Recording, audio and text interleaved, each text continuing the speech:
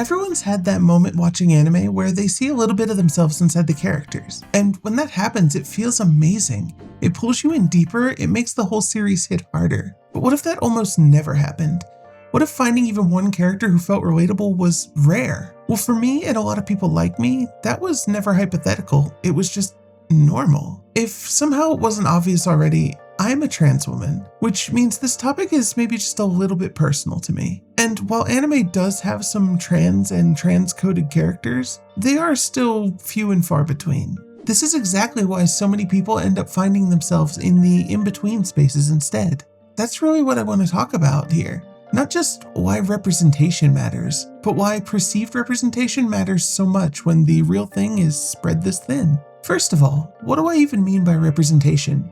Put simply, it means that all kinds of people should get to exist in media. Because when they don't, and when everything you watch, read, or play never includes anyone who feels like you, it can start to do something to you. It builds up this nasty little feeling in the back of your mind. Maybe you don't belong, or something's wrong with you. Or maybe the only people who get to exist happily are the ones who fit neatly into what the world expects of them. And it's thinking like that can trap people for a long time. But when even one character shows up and pushes against those norms a little, even if they're not a perfect one-to-one match or it's subtle, that can still mean something to the people that see themselves in it. You start to feel like maybe there is a space for you. Maybe your life doesn't have to be limited by what other people have decided is normal. Maybe you're actually allowed to be happy. And that matters a lot. It's no secret that trans people experience disproportionately high rates of depression, isolation, and mental health crises. And while more representation isn't suddenly going to remove the problem, could it help people feel less alone? Yeah, absolutely it can. For a lot of us, myself included, we grew up knowing we were different. We just didn't have the language for it yet. And sometimes seeing a certain kind of character is what can finally help things click. Which means yes, I'm once again bringing up Ranma 1/2. At this point, I don't think I've made a single video without some excuse to mention Ranma, and honestly, I should probably accept that this is who I am now. Now, Ranma is not a trans character, but he's still one of the clearest examples of why perceived representation can matter so much. As a character who repeatedly changes sex throughout the series, for a lot of people that creates a very specific reaction, like, wow, I wish I could fall into a cursed magical spring and come out with solutions to several of my problems. A character doesn't have to be trans to still hit something real for a trans viewer. A character who happens to be assigned male at birth and presents in a feminine way can still spark recognition. Sometimes it's pretty obvious, but there are some characters that are quite ambiguous. A really good example of this is Hibari Ozora from Stop Hibari-kun. Hibari is a character who reads very strongly as a trans woman, not just because of the feminine presentation, but because she wants to be treated like one of her father's daughters, and very clearly does not want her classmates knowing she was assigned male at birth. If you're trans, the shape of this experience is feeling extremely familiar to you right now. And that's why some of the discourse around her can be absolutely exhausting. For one side of the argument, this is nothing but a debate. It's a fun little argument over who is correct. But for the other side, it can mean something so much more. And that's part of why Hibari mattered to me, because even through all this messiness, I recognized something real within the experience that I was having. Sometimes the exact label isn't even the point. Sometimes what matters is recognition.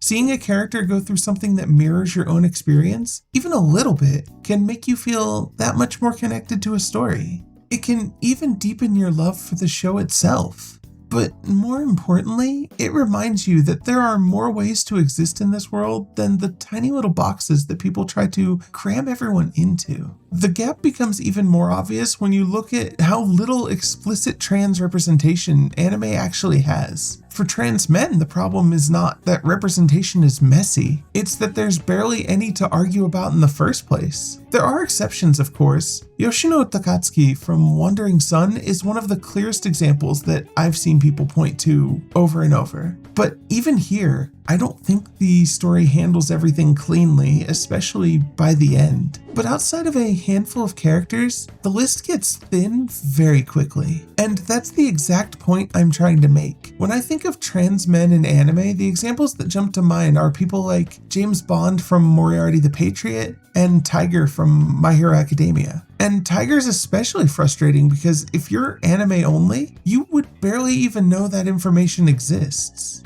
That's not strong representation. It's the exact kind of scarcity that makes people reach for meaning in the in-between spaces. Things get a little bit better when you include manga into the mix.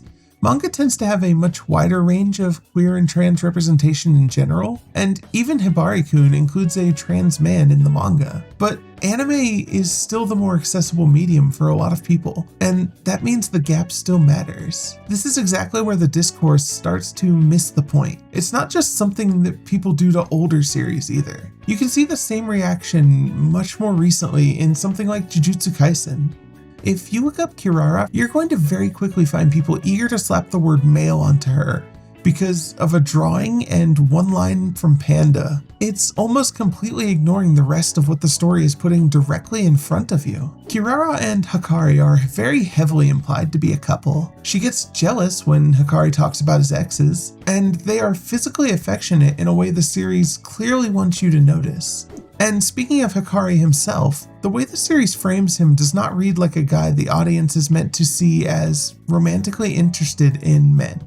I mean, the guy can barely handle being in the proximity of another man without acting like the universe personally attacked him. So when the story puts him and Kirara together, like that, I really don't think it's being subtle. And this is where the problem lies. People get so caught up in trying to win the argument over what to even call a character that they stop asking why the character resonates with so many people in the first place. So when things feel this obvious, why is the representation still spread so thin? And why does so much of the conversation around it still feel hostile? Part of it is cultural.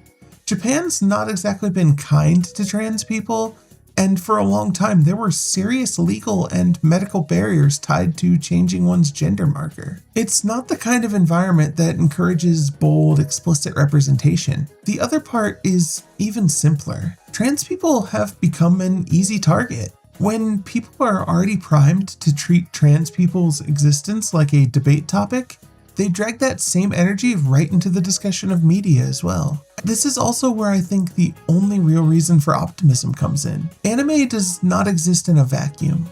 It pulls from manga, and manga has been shifting. As someone who collects an absolute ton of manga, I keep noticing more and more stories that are not just vaguely supportive, but openly trans positive. These are stories that are actually willing to center queer and trans experiences instead of hiding them in the margins. Love Me for Who I Am is a really great example of that. It follows a non-binary character who just wants to be seen. They want to be accepted as who they really are. And that shift matters because right now manga feels like the place where honesty is arriving first. If anime keeps following where the manga goes, then maybe this doesn't stay this way forever. Honestly, I think that matters just as much for cis viewers as it does for trans ones. Because representation is not only about helping people see themselves, it's also about helping other people understand lives they've never had to live. And the more honestly people see lives outside of their own, the harder it becomes to flatten those lives into something strange or unreal or easy to dismiss. It doesn't fix everything, but it makes empathy easier. And that's why I think this discourse misses the point so often. When trans representation is this thin, people are going to find themselves in the in-between spaces. And if the first response to that is to turn every one of those characters into an argument, then we're learning nothing from them at all. So if you take anything from this video, I want it to be this. The feeling of recognition matters. The reason people connect to these characters matters. The people who are on the other end of that connection matter too. Thank you so much for watching. I know this one was more serious than what I normally do, but it's something I really wanted to talk about. And if this kind of video means something to you, sticking around genuinely helps. I'll see you in the next one. Bye bye.